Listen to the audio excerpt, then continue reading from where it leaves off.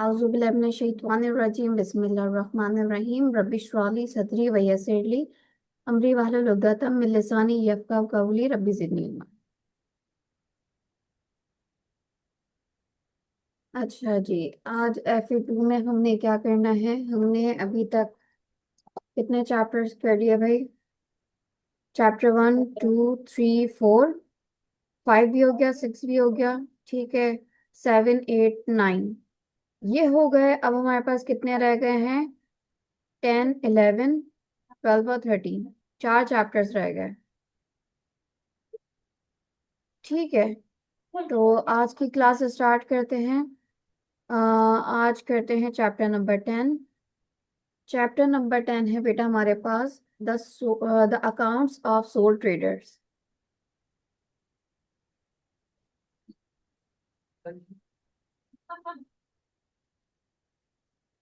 अच्छा जी, soul traders क्या होते हैं, फिर उसके अकाउंट्स की बात कर लेंगे। सोल ट्रेडर्स किसे कहेंगे?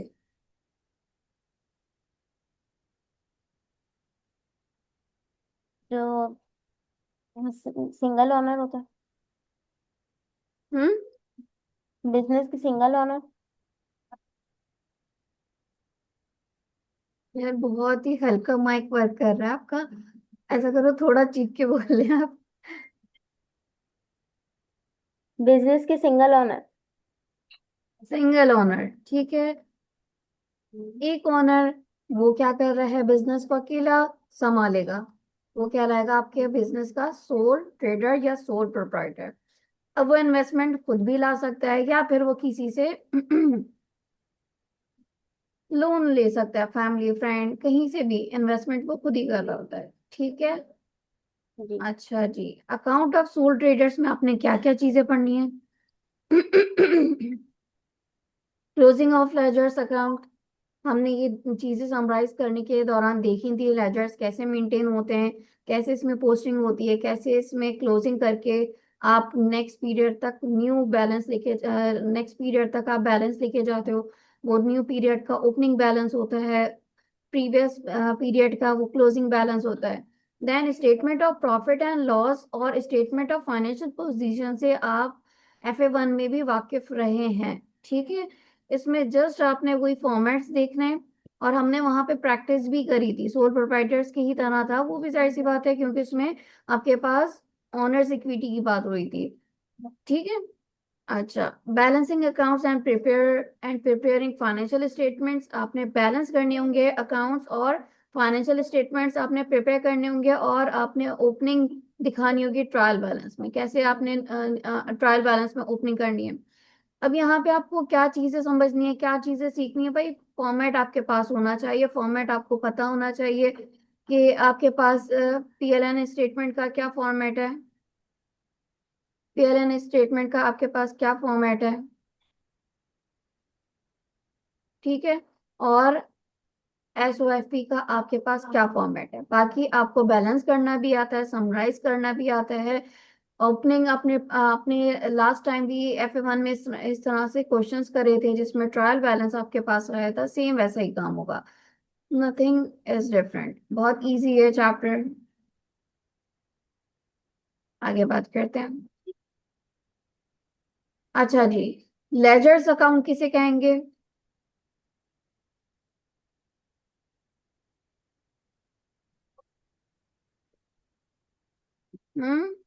लेजर्स जो किसे कहेंगे?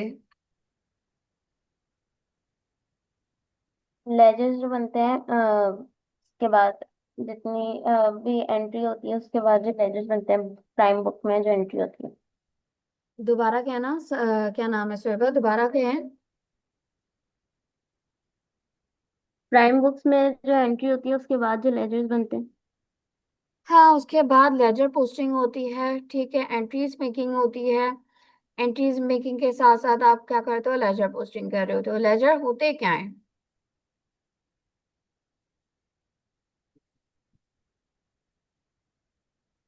T account. T account ledgers purpose क्या है?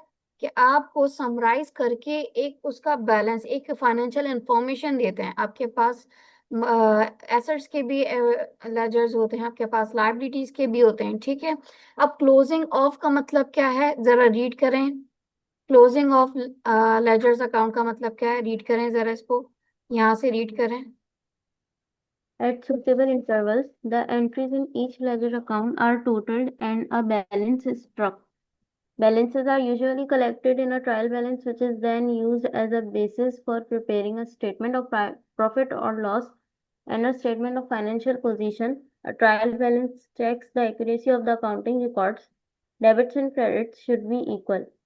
ठीक है, अब यहाँ से आपके पास बैलेंस करने के बाद जो आपके पास एंडिंग पे बैलेंस आता है, ठीक है, समराइज करते हो आप। सबसे पहले हमने देखा था रिकॉर्डिंग करते हैं।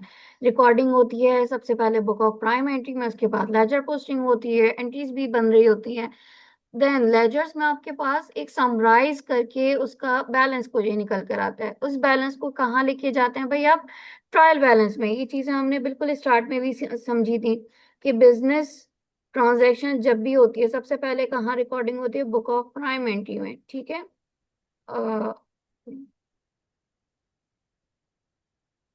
बुक ऑफ प्राइम एंट्री में, ठीक है। उसके बाद कहाँ जाता है, लेजर्स में, जिसको आप जर्नल लेजर्स कहते हो। और आपके पास अकाउंट रिसीवेबल और अकाउंट्स पेबल के लिए कंट्रोल लेजर ही आपका जर्नल लेजर की तरह होगा, ठीक है। इसके बाद कहाँ जाएगा, इनसे जो समराइज करके बैलेंस निकलता है लेजर से, जो आपके पास समराइज करके बैलेंस निकलता है वो कहाँ जाएगा भाई, ट्रायल बैलेंस में। ट्रायल बैलेंस में फिर आपके बाद जो सफर आएगा वो कहाँ होगा, फाइनेंशियल स्टेटमेंट्स। और फाइनेंशियल स्टेटमेंट्स आपके टाइम पीरियड पे अभी तक आपके पास कौन सी है, FA1 FA2 के लिहाज से statement of profit and loss, और दूसरी है स्टेटमेंट ऑफ फाइनेंशियल पोजीशन, ठीक है। ये चीजें हमने पहले भी देखी थी, ये चीजें हमने दोबारा से FA2 में भी समझी हैं और इसकी प्रैक्टिस भी करी है। नाउ इसको रीड करें। We will now look at the preparation of final accounts for a sole trader. There are essentially two methods for preparing these final accounts. An extended trial balance is used. This method is covered in Chapter 11. A trial balance is used that has been extracted directly from the ledger accounts. This method is covered in remainder of this chapter. अच्छा, extended trial balance क्या है, extended trial balance हम अभी थोड़ी देर में पढ़ेंगे chapter number 11 में। अभी हम जस्ट ट्रायल बैलेंस सीख रहे हैं। ट्रायल बैलेंस क्यों यूज होता है, it is use that has been extracted directly from the ledgers account.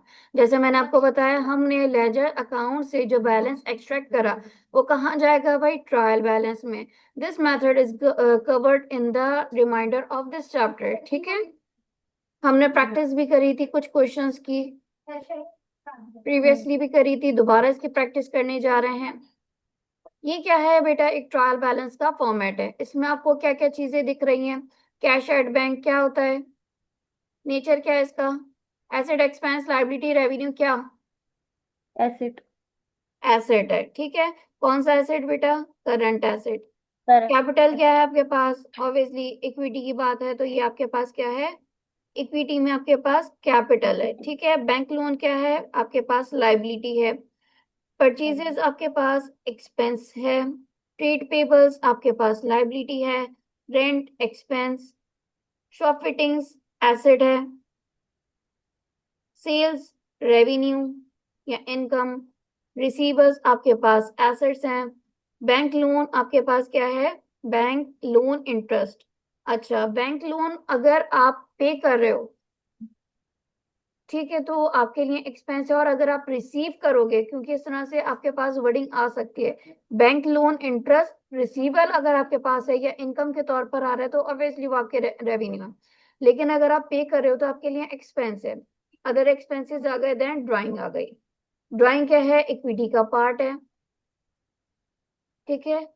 Equity का पार्ट है और इसमें ड्राइंग। इक्विटी हमने देखा था क्या चीजें होती हैं बेटा, दो चीजें होती हैं इक्विटी में आपके पास, एक होता है आपके पास कैपिटल और एक होती है आपके पास ड्राइंग, ठीक है। हम्म अच्छा जी, फिर अब हमें ट्रायल बैलेंस में डेबिट और क्रेडिट साइड दोनों इक्वल दिखते हैं। देखें, आपके पास डेबिट साइड पे क्या क्या चीजें आएंगी ट्रायल बैलेंस में? एसेट आएगा, और क्या एक्सपेंसेस आएगा, और ड्राइंग आपको डेबिट ड्राइंग। साइड पे दिखेगी, ठीक है। इसके अलावा क्रेडिट साइड पे और क्या क्या चीजें दिखेंगी? ये तो आपके पास डेबिट साइड की बात आ गई। क्रेडिट पे और क्या क्या चीजें दिखेंगी आपको? लायबिलिटी, रेवेन्यू, और जनाब कैपिटल। इसके अलावा ड्राइंग में और क्या क्या चीजें हो सकती हैं? सॉरी, ड्राइंग कह रही हूँ, डेबिट में और क्या क्या चीजें हो सकती हैं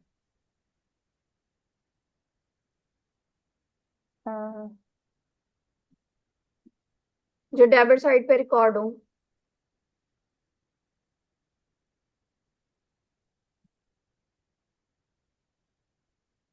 देखिए, सेल्स आपकी कहाँ रिकॉर्ड होती है? सेल्स क्या है? रेवेन्यू। कहाँ रिकॉर्ड होता है आपका? क्रेडिट साइड पे। तो क्रेडिट। सेल्स रिटर्न और सेल्स डिस्काउंट भी कहाँ रिकॉर्ड होगा? हम्म। डेबिट साइड पे। क्यों? क्योंकि ये सेल्स को कम कर रहा है, अपोजिट काम कर रहा है उसके। बढ़ती कहाँ है? क्रेडिट साइड पे। रेवेन्यू बढ़ता कहाँ है? क्रेडिट पे। कम कहाँ होगा? डेबिट साइड पे। इसी तरह आपके पास परचेजेस जो है वो क्या है? एक्सपेंस। कहाँ बढ़ता है? डेबिट साइड पे। कम कहाँ होगा आपके पास? क्रेडिट साइड पे। परचेज रिटर्न और परचेज डिस्काउंट भी कहाँ आता है? क्रेडिट पे। इसके अलावा और क्या आपके पास? हमने पढ़ा था एक्यूमुलेटेड डेप्रिसिएशन, या आपके पास जो एक्यूमुलेटेड बैड डेट्स जो आ जाते हैं, या अलाउंस फॉर बैड डेट्स भी कहाँ आएंगे आपके पास? क्रेडिट साइड पे रिकॉर्ड होंगे, ठीक है। तो इस तरह से आपके पास जो बैलेंस लेजर से निकल कर आएगा ट्रायल बैलेंस में, डेबिट और क्रेडिट साइड पे इस तरह से शो करा जाएगा अपने असली नेचर के हिसाब से। अच्छा, डेबिट और क्रेडिट दोनों का इक्वल होना जरूरी है। अगर तो इक्वल नहीं कर रहे, ट्रायल बैलेंस एग्री नहीं है, तो इट्स मीन कि कोई ना कोई एरर हुआ है। You have to reconcile it, you have to correct it. आपको उसको करेक्ट करना है। अच्छा, इससे प्रीवियस भी अगर हमने देखा था, कुछ ऐसे एरर्स होते हैं जो ट्रायल बैलेंस को एग्री करते हैं लेकिन फिर भी वो एरर अकर्ड हो चुके होते हैं। देन हमें इन्वेस्टिगेट करना होता है, उसको करेक्ट करना होता है, जो हमने करेक्शन ऑफ एरर्स में भी पढ़ा था। क्लियर है? जी। अच्छा जी, statement of profit and loss कैसे बनता है आपके पास? लेजर से जो आपके पास बैलेंस आ रहे होते हैं, ठीक है। अब कौन कौन सी चीजें जाएंगी इसमें? सेल्स आएगा आपके पास। सेल्स। अच्छा, सेल्स में भी आपको कौन सी चाहिए? Net sales.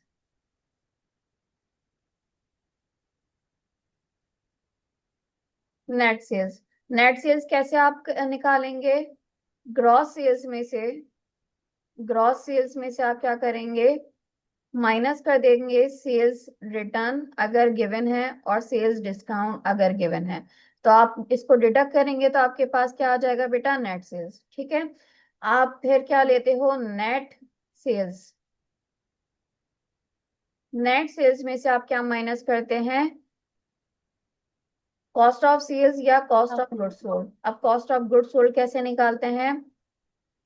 Cost of goods sold का अभी हमने फॉर्मेट देखा था। आपके पास क्या होता है? ओपनिंग या प्लस। बिगनिंग इन्वेंट्री, जो भी आप कह लें। ओपनिंग इन्वेंट्री को आप क्या करते हैं? ऐड करवाते हैं किसमें? नेट परचेजेस में।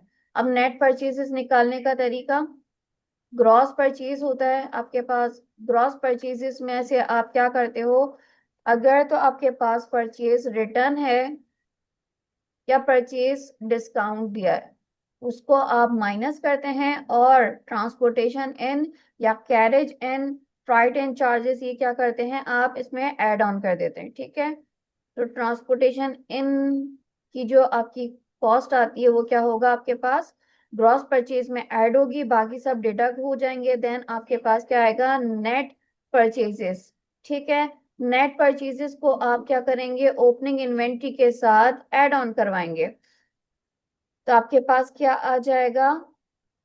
गुड्स। टोटल कितने आपके पास गुड्स अवेलेबल हैं वो आ जाएगा।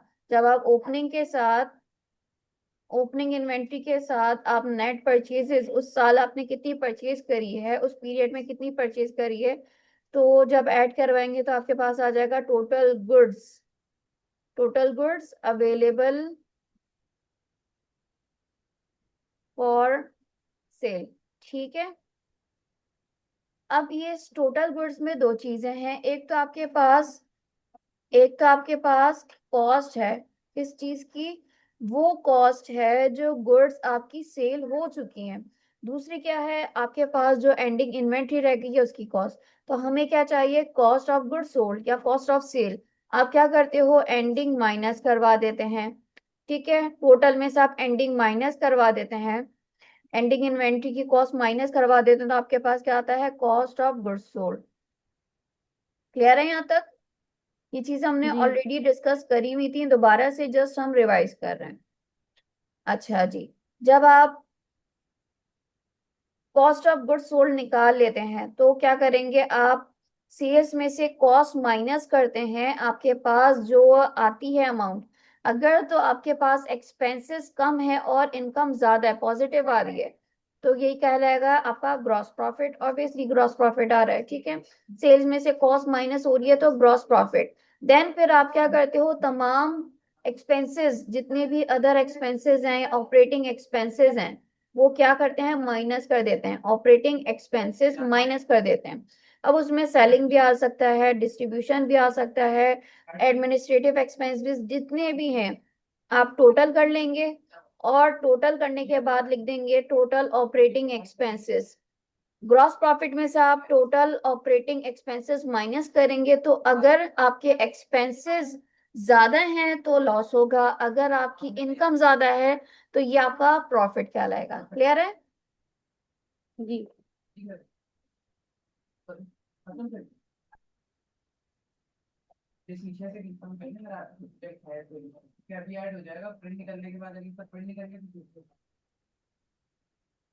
तो एवं मुझे बताएं, क्लियर है आपको?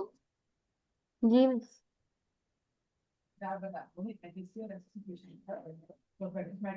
जी मिस क्लियर। मुझे आपकी आवाज नहीं आ रही है, आप हो यहाँ पे? जी मिस। हाँ, अब मुझे बताएं, आपको क्लियर है? यस। ठीक है, फिर आ जाते हैं स्टेटमेंट ऑफ फाइनेंशियल पोजीशन पे। स्टेटमेंट ऑफ फाइनेंशियल पोजीशन क्या है भाई? फॉर्मेट आपके सामने है,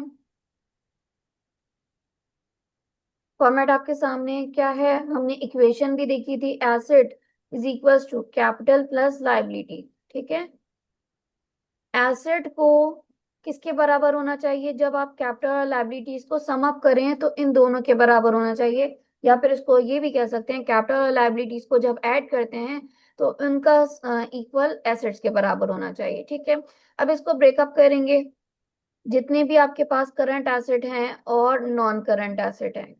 ठीक है, तो आप एसेट साइड्स पे शो करवा देंगे कितने करंट हैं कितने नॉन करंट हैं, देन टोटल एसेट्स आप बता दोगे दोनों को सम अप करके। इसी तरह आप लाइबिलिटीज के बारे में बात करेंगे, आपके पास करंट लाइबिलिटी कितनी है, नॉन करंट लाइबिलिटीज कितनी है, दोनों को जब आप सब सम अप करेंगे, current liabilities plus non current, तो आपके पास टोटल लाइबिलिटीज कितनी आ रही है। अच्छा, एक मिनट,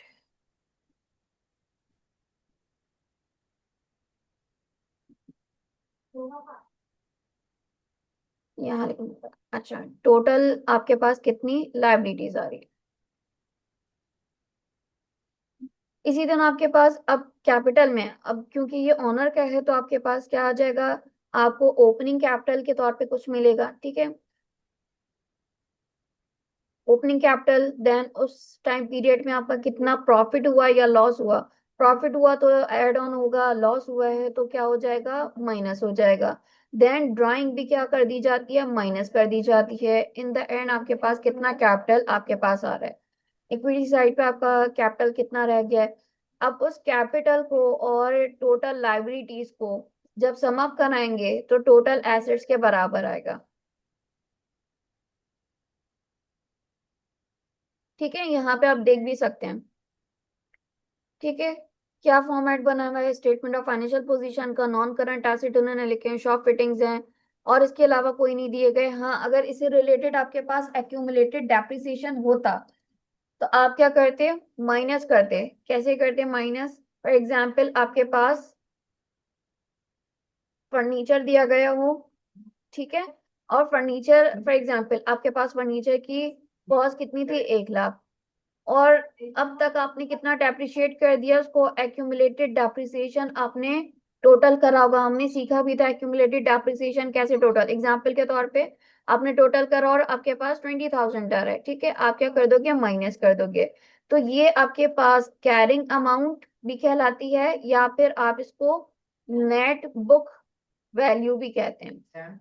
माइनस करने के बाद कितनी आ रही है, 1 लाख में से आपने 20,000 माइनस करा, तो आपके पास ये जो 80,000 है ये आपके पास कैरिंग अमाउंट आई। इसको आप क्या करोगे, इससे टोटल करोगे, ठीक है।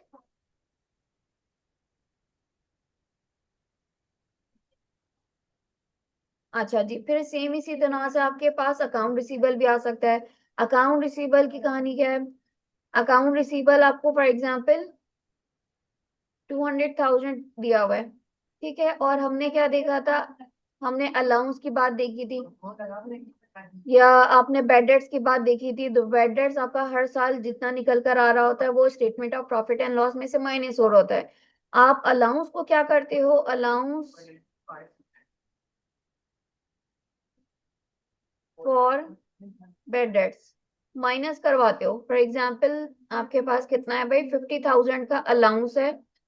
कहाँ होगा, करंट करंट एसेट में ये शो होगा, अकाउंट रिसीवेबल, अलाउंस उसमें से माइनस हो जाएगा। देन जितनी भी आपके पास अमाउंट आ रही है, कितनी आ रही है, 1,50,000, तो इस वैल्यू से अकाउंट रिसीवेबल टोटल करा जाएगा। क्लियर है जी।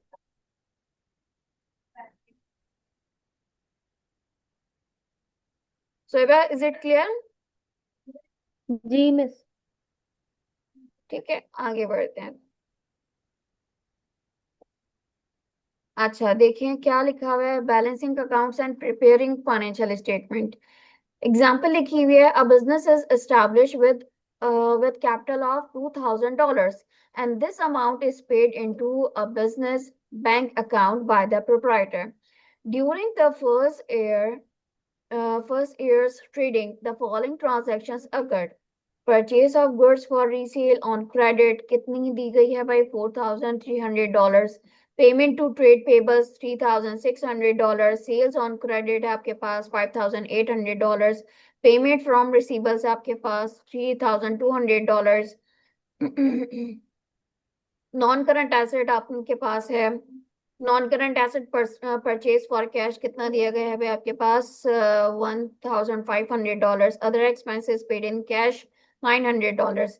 The bank has provided an overdraft facility of up to $3,000। Requirement क्या है आपके पास, prepare the ledgers accounts, statement of profit and loss for the year end a statement of financial position at the year end।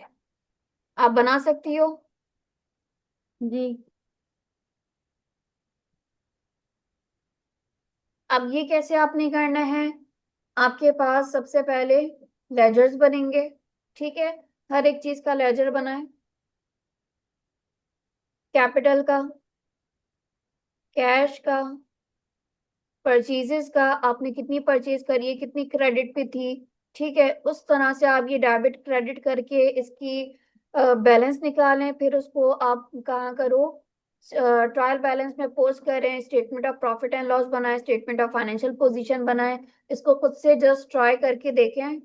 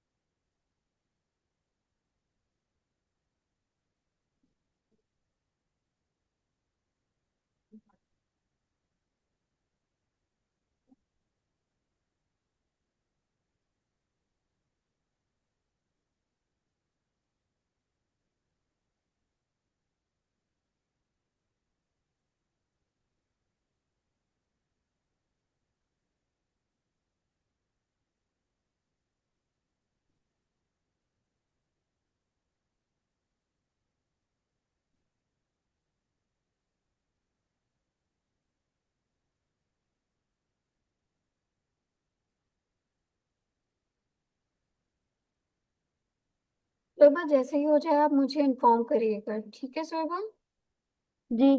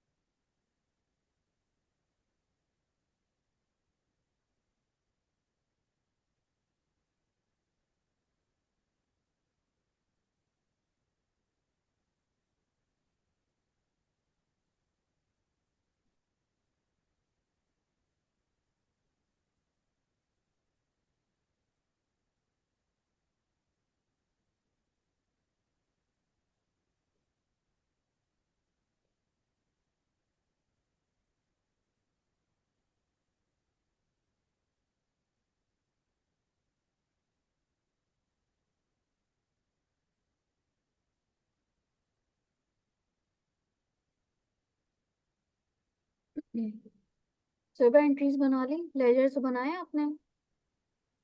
Ji miss.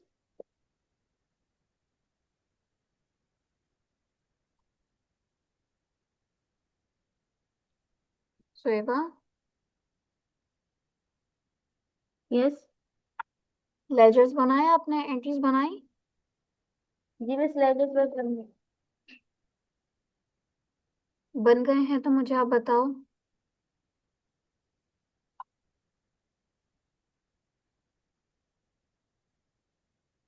एक एक step करके हम चल रहे हैं। पहले आप ना मुझे एंट्रीज और लेजर्स के बारे में बताएं कि आपके पास कितना बैलेंस आ रहा है, ट्रायल बैलेंस आप बताएं कि उसका बैलेंस कितना आ रहा है। फिर फाइनेंशियल स्टेटमेंट बाद में बनाएगा, पहले इतना काम मुझे बताएं ताकि अगर कोई गलती हो तो फिर हम यहीं पे इसको करेक्ट कर लें। जी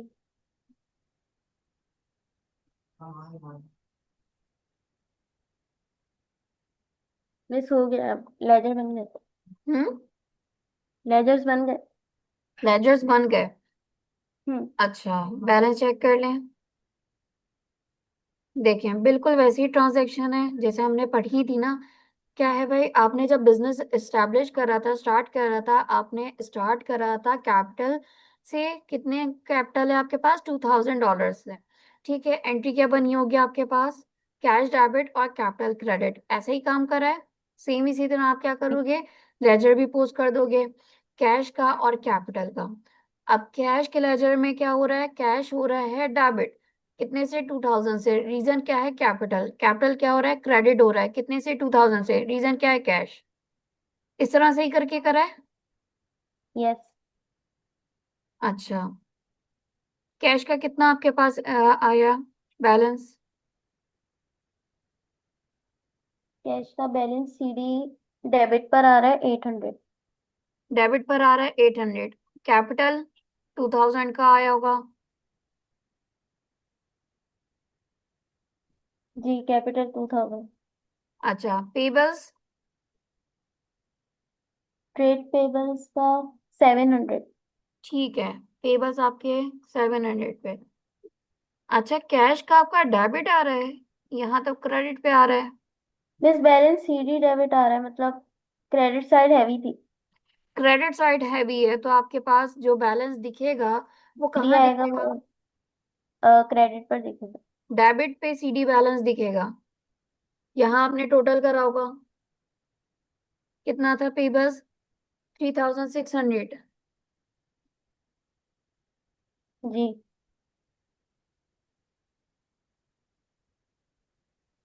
3600 प्लस 1500 प्लस 900। तो क्रेडिट साइड भाई आपके पास कितनी आ रही थी? 6000 की। ठीक है, जी। उसमें से आपने डेबिट साइड देखा कितनी थी? ये है आपके पास, 5200। ये आपके पास 5200 आ रही है। 5200, ठीक है। 6000 में से आपने 5200 माइनस करे तो आपके पास अब ये हैवी साइड कहाँ की है? क्रेडिट साइड है। लेकिन बैलेंस आपको दिख रहा है डेबिट। कहाँ? बैलेंस सीडी के तौर पर आपके पास आ रहा होगा कितना? 800।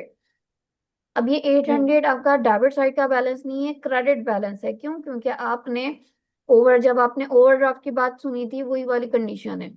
ठीक है, जी इस वजह से यहाँ आपके पास ये कैश का बैलेंस कहाँ दिख रहा है आपको? क्रेडिट साइड पे दिखेगा।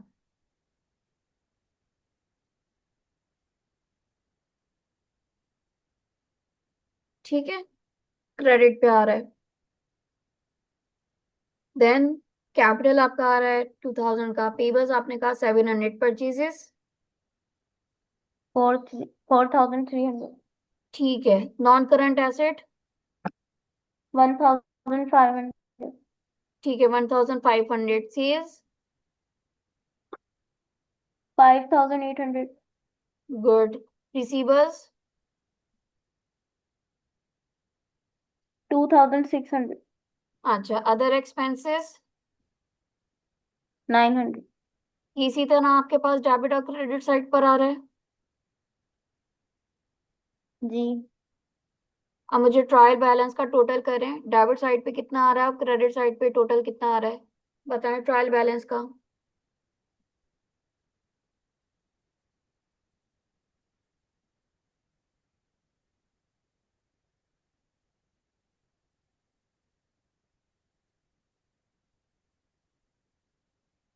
9300। 9300 डेबिट साइड और क्रेडिट साइड दोनों आ रहा है। अब आप इनकम स्टेटमेंट और जी। बैलेंस शीट बना सकती हैं, इनकम स्टेटमेंट या statement of profit and loss, और दूसरी बैलेंस शीट यानी स्टेटमेंट ऑफ फाइनेंशियल पोजीशन बना के दिखाएं।